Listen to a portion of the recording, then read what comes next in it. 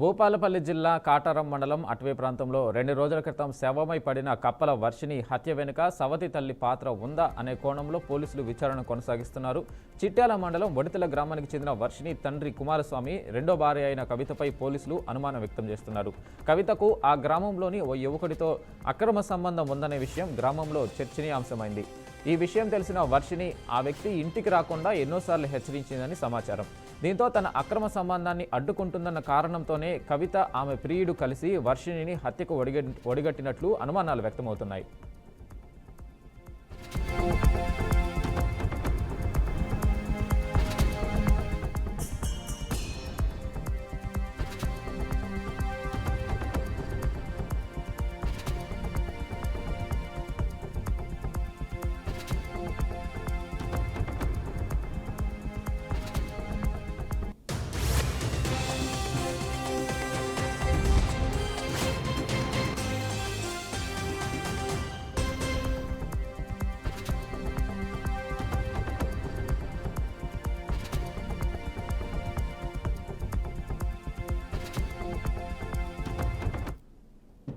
గత 2 రోజులుగా సవతి తల్లి కవితను అదుపులోకి తీసుకొని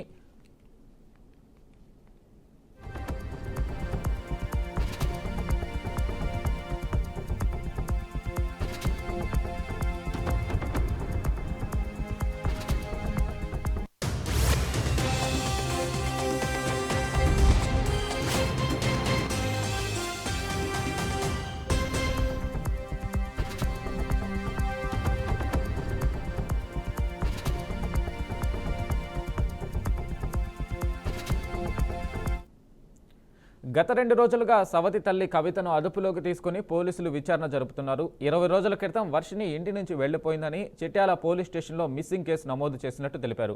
ఇంతకాలం ఎక్కడో దాచిపెట్టి ఈ మధ్యనే హత్య చేసి శవం వద్ద ఆధార్ కార్డు, పసుపు, కుంకుమ, నిమ్మకాయలను ఉంచి క్షుద్ర పూజల ముసుగులో తప్పించుకునే ప్రయత్నం చేశారని అనుమానాలు వ్యక్తమవుతున్నాయి. వర్షిని హత్య కేసులో అసలు నిజాలు 2 రోజుల్లో బయటపడే అవకాశం ఉందని నిందితులను కోర్టులో హాజరుపరచనున్నట్లు పోలీసులు వెల్లడించారు.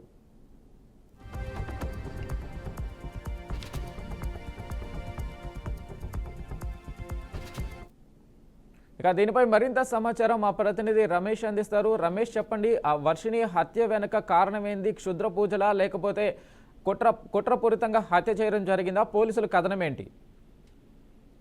వెంకట్, అయితే ఈ భూపాలపల్లిలో అయితే ఒక దారుణ సంఘటన అయితే చోటు చేస్తుందని చెప్పుకోవచ్చు. గత కొద్ది రోజుల క్రితం వర్షిని గత నెలలో 6వ తారీఖు నాడైతే ఇంటి నుంచి బయటికి వెళ్లి మిస్సింగ్ అయిందని చెప్పేసి కుటుంబ సభ్యులు అయితే పోలీసులకు ఫిర్యాదు చేశారు. ఈ నేపథ్యంలో పోలీసులు కూడా అనుమానాస్పదంగానైతే ఒక కేసు నమోదు చేస్తున్నారు. పోలీసులు వారి కోణం లోపల అయితే విచారణ చేస్తున్నటువంటి తరుణం లోపల మరొక సంఘటన, అంటే ఈ భూపాలపల్లి జిల్లాలోనే కాటారం పరిధి లోపల వర్షిని అంటే అనుమానాస్పదంగా మృతి చెందిందంటూ కూడా కొంత పలువురు సమాచారంతోనైతే పోలీసులు రంగ ప్రవేశం చేశారు. సంఘటన స్థలానికి అయితే చేరుకున్నారు.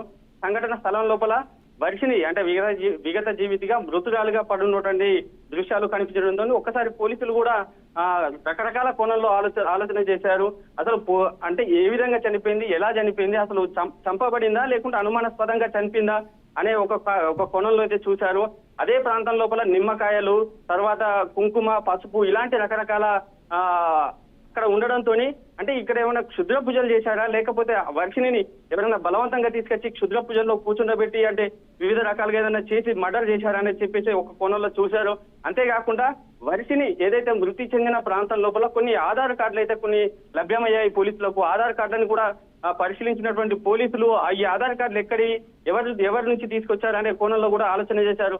అయితే వర్షినికి సవతి తల్లి ఒకరు ఉన్నారు. ఆ సవతి తల్లి అంటే సవతి తల్లి మీద కొన్ని ఆరోపణలు ఉన్నాయి. సవతి తల్లి ఏంటంటే అక్రమ సంబంధం అడ్డు వస్తుందంటూ కూడా ఒక అపనింద అయితే అక్కడ ఉంది. అయితే పోలీసులు కూడా ఇప్పటికీ ఆ సవతి తల్లిని కూడా అదుపులోకి తీసుకున్నట్టుగా మనకు సమాచారం అయితే ఉంది. ఆ పోలీసులు వాళ్ళదైనటువంటి స్థాయి లోపలనే అంటే విచారణ అయితే కొనసాగుతుంది. ఈ విచారణ లోపల ఇప్పటికే సవతి తల్లితో పాటు మరి కొంతమంది కూడా ఉన్నట్టుగా కూడా అనుమానం వస్తుంది వెంకట్. అయితే క్షుద్ర పూజల నేపథ్యం తీసుకుంటే గనక దానికి సంబంధించి ఏమైనా ఆ కోణంలో కూడా ఎవరైనా అలాంటి ప్రయత్నాలు జరిగినట్టుగా కూడా విచారణ జరుగుతుందా? రైట్ వెంకట, అంటే క్షుద్ర పూజలు జరిగినాయని చెప్పేసి అని అక్కడ ఉన్నటువంటి పరిసర ప్రాంతాలు చూసినప్పటికీ అక్కడ కొంత నిమ్మకాయలు కానీ, ముగ్గు వేయడం కానీ, పసుపు కుంకుమ ఉన్నటువంటి తీరును బట్టి చూసేది ఉంటే పోలీసులు కూడా క్షుద్ర పూజలకు గతం లోపల కూడా ఈ ప్రాంతం లోపల అంటే ఏదైనా గుప్త నిధులు ఉంటాయి, లేకపోతే అంటే అడవి ప్రాంతం కావడంతో ఇంకేమన్నా ఉంటాయి అనే కోణం లోపల గతం లోపల కూడా కాటారం, మాదేవ్పూర్, పలిమెల అంటే ఈ అడవి ప్రాంతాలలో క్షుద్ర పూజలకు ఉత్సవం కూడా కొంతమంది దుండగులు అయితే ప్రయత్నం చేశారు.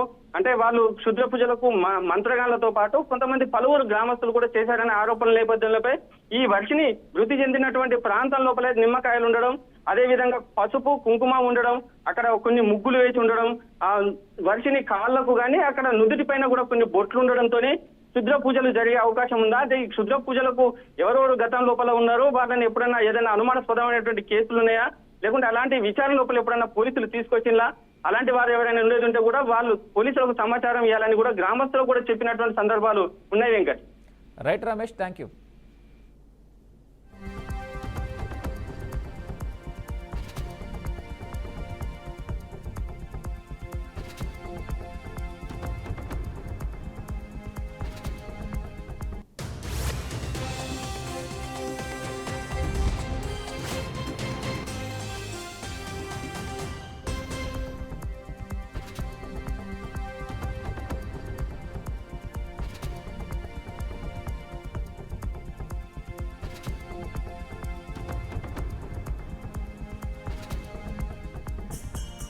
రెండో రోజు తెలంగాణ అసెంబ్లీ సమావేశాల్లో బీసీ రిజర్వేషన్లపై చర్చ మొదలవగానే రిజర్వేషన్ల అమలుపై సీఎం కీలక వ్యాఖ్యలు చేశారు. 600 అయినా రాష్ట్రంలో బీసీల రిజర్వేషన్లు అమలు చేస్తామని సీఎం రేవంత్ రెడ్డి తెలిపారు.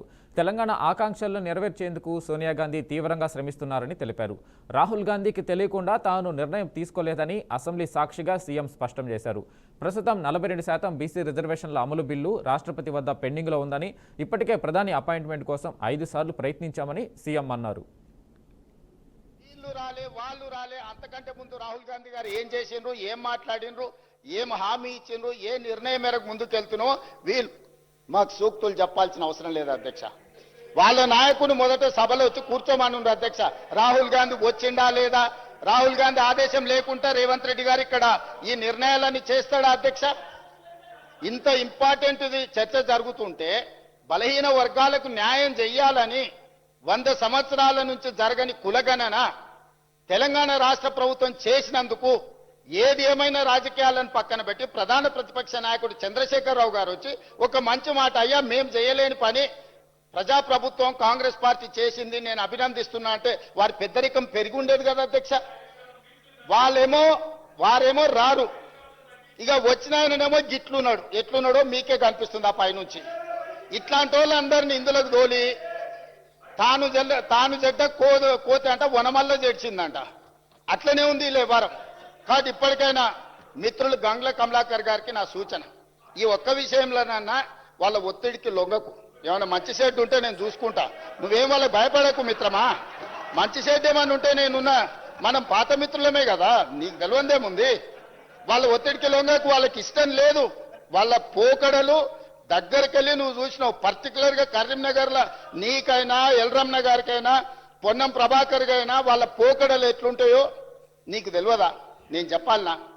కాబట్టి దయచేసి, నాకు చాలా మంచిగా తెలుసు కాబట్టి ఇక్కడికి వచ్చిన, లేకపోతే ఎట్లా వస్తాను నేను?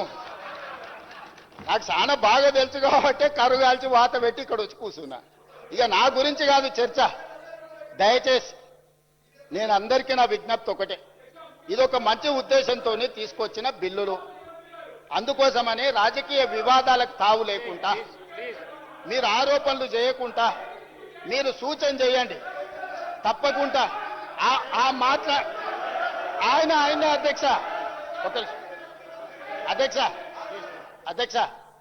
ఆ వెనకాల గట్టిగా అరిసేట ఆయన కూడా ఆయనే అధ్యక్ష, ఆసోపతే.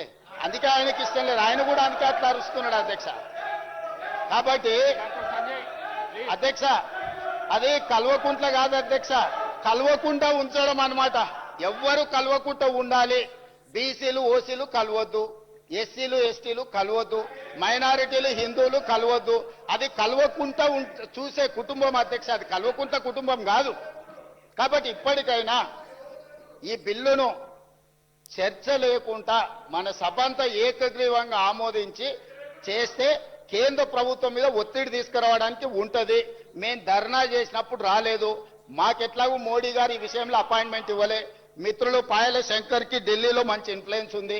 మోడీ గారు అపాయింట్మెంట్ ఇప్పిస్తే మనందరం కలిసి వెళ్ళి రాష్ట్రపతి గారి దగ్గర పెండింగ్ ఉన్న విద్యా ఉద్యోగ అవకాశాలకు సంబంధించిన బిల్లు, అదేవిధంగా రాజకీయ స్థానిక సంస్థలలో రాజకీయ రిజర్వేషన్ల బిల్లు, ఇప్పుడు చంద్రశేఖరరావు గారు 50% నియంత్రించుకుంటూ ఏదైతే తెచ్చిండో వారు తెచ్చిన బిల్లు వల్ల పంచాయత్ రాజులో ఎస్సీ ఎస్టీల రిజర్వేషన్లు తీస్తే ఆల్మోస్ట్ 27% పోతాయి అధ్యక్ష. ఇక 23% బీసీలకు వచ్చినాయి.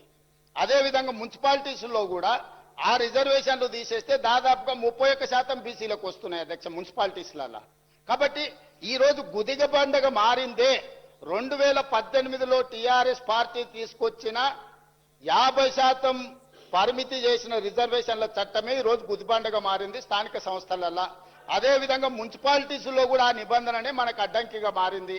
ఈ మూడవ మున్సిపల్ ఇప్పుడు పెట్టిన సవరించిన బిల్లులు కూడా ఆమోదిస్తే ఆ 50% అడ్డంకి తొలగిపోతే భవిష్యత్ కార్యాచరణ మొత్తం పకడ్బందీగా చేస్తాం అధ్యక్ష.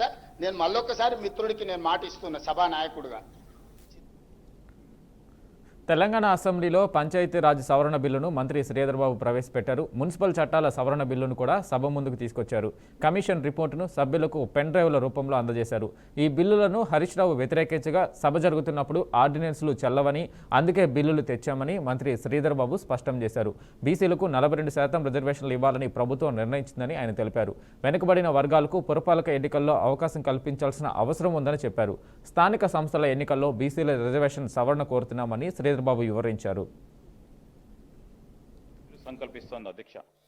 పై తెలిపిన లక్ష్యాన్ని ముందుకు తీసుకెళ్లడానికి ప్రభుత్వం తెలంగాణ పురపాలికల చట్టం 2019ని తగు విధంగా సవరించడానికి నిర్ణయించింది అధ్యక్ష. ప్రతిపాదిక సవరణ వెనుకబడిన తరగతులకు అనుగుణంగా పట్టణ స్థానిక సంస్థలైన పురపాలికల్లో ఎన్నుకోబడ్డ సభ్యులు, చైర్పర్సన్లు మరియు పురపాలక కార్పొరేషన్లోని మేయర్ సీట్ల రిజర్వేషన్ల స్థాయిని సముచితంగా కల్పించడానికి రాష్ట్ర ప్రభుత్వం వీలు కల్పిస్తూ ఈ బిల్లుపై నిర్ణయం విషయంలో అమలు చేయడానికి మరి ఉద్దేశించబడ్డది అధ్యక్ష. ఈరోజు అధ్యక్ష ఎప్పుడు లేని విధంగా ఏ రాష్ట్రంలో కూడా తీసుకొని ఒక విప్లవాత్మకమైన ఒక నిర్ణయం. ప్రభుత్వం బలహీన వర్గాలకు సంబంధించి మరి ఏ ప్రభుత్వం చేయలేని, ఎప్పుడు ఎక్కడ కని విని ఎరగని రీతిలో సైంటిఫిక్ డేటాను సమీకరించడం ప్లానింగ్ కమిషన్ ఓ పక్షాన, అదేవిధంగా బలహీన వర్గాలకు సంబంధించిన డిపార్ట్మెంట్ ఇంకో పక్షాన, రాష్ట్ర ప్రభుత్వం ముఖ్యమంత్రి రేవంత్ రెడ్డి గారి ఆధ్వర్యంలో ఈ రోజు రాష్ట్ర ప్రజలకు మేము ఇచ్చిన హామీ మేరకు 42% ఓబీసీలకు రిజర్వేషన్ కల్పించాలనే ఆలోచనతో పాటు ఆచరణలో పెట్టాలని ఒక సంకల్పిత భావంతో మేము ఈ రోజు మరి బిల్లు రూపేణ 42% మున్సిపల్ పరిధిలో ఉన్న స్థానిక సంస్థల్లో అన్నిట్లో కూడా 42% రిజర్వేషన్ ని అమలు చేయాలని మేము మా ప్రభుత్వం రాకముందు ఈ రోజు పోయి వారి డేటాను సేకరించడం, వారి విషయ సేకరణ అంబేద్కర్ కోనసీమ జిల్లా కొత్తపేట నియోజకవర్గంలోని రావులపాలెం పోలీస్ స్టేషన్ పరిధిలో కత్తిపోట్ల ఘటన కలకలం రేపింది. రావులపాడు వంతెన సమీపంలోని మెకానిక్ షాప్ దగ్గర రాజు అనే యువకుడు సురేష్ మధ్య ఘర్షణ చోటు చేసుకుంది. సురేష్ మాజీ భార్యతో అమ్ము సన్నిహితంగా ఉన్నాడనే అనుమానంతో ఘర్షణ చెలరేగింది. ఈ క్రమంలో సురేష్ అమ్ముపై కత్తితో దాడి చేసి తీవ్రంగా గాయపరిచాడు. గాయాల తీవ్రతతో రక్తస్రావం ఎక్కువవడంతో స్థానికులు 108 అంబులెన్స్లో కొత్తపేట ప్రభుత్వ ఆసుపత్రికి తరలించారు. వైద్యులు అత్యవసర చికిత్స చేసి సుమారు 30 కుట్లు వేసిన తర్వాత మెరుగైన వైద్యం కోసం రాజమండ్రి ప్రభుత్వ ఆసుపత్రికి రిఫర్ చేశారు. ఈ ఘటనపై పోలీసులు కేసు నమోదు చేసి దర్యాప్తు చేస్తున్నారు. సురేష్, రాజు అనే యువకులిద్దరిపై గతంలోనే పలు కేసులు నమోదైనట్లు, వీరిపై నేర చరిత్ర ఉన్నట్లు పోలీసులు వెల్లడించారు.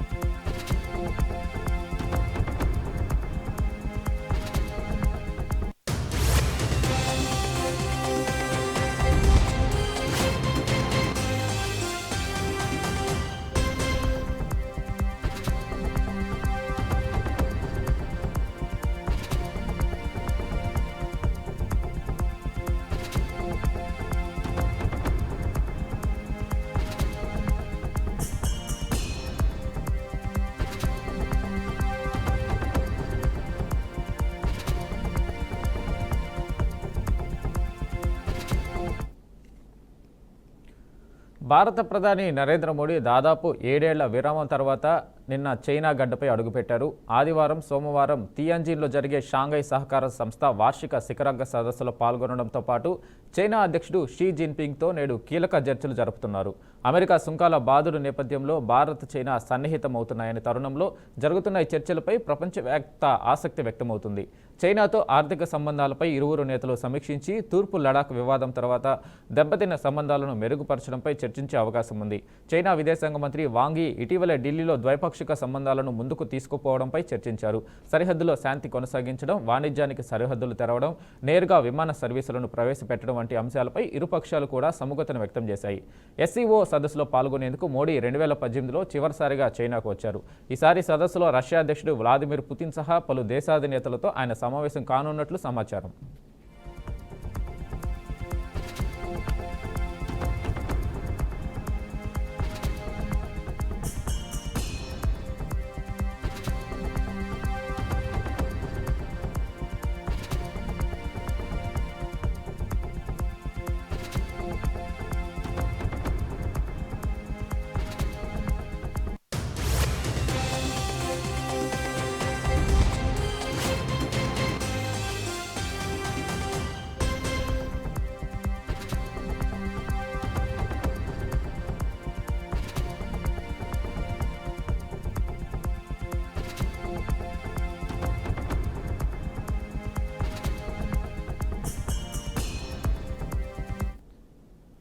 మోడీ దాదాపు 7 ఏళ్ల విరామం తర్వాత నిన్న చైనా గడ్డపై అడుగుపెట్టారు. ఆదివారం, సోమవారం తియాన్జిన్లో జరిగే షాంఘై సహకార సంస్థ వార్షిక శిఖరాగ్ర సదస్సులో పాల్గొనడంతో పాటు చైనా అధ్యక్షుడు షీ జిన్పింగ్తో నేడు కీలక చర్చలు జరపబోతున్నారు.